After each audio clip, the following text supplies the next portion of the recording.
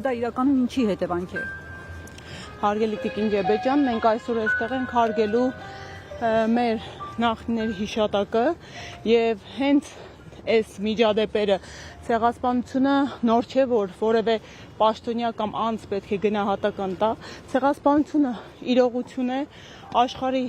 բազմաթիվ տասնյակ երկրներ ճանաչել են մեր ազգի հետ կատարված ոճիրը եւ ողբերգությունը, կա կոնվենցիա ցեղասպանության մասին, կա կազմակերպություն,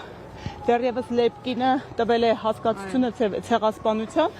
եւ կարծում եմ Նիկոլ Փաշինյանը չէ, որ պետք է այս հազարամյա պատմության կներեք հարյուրավոր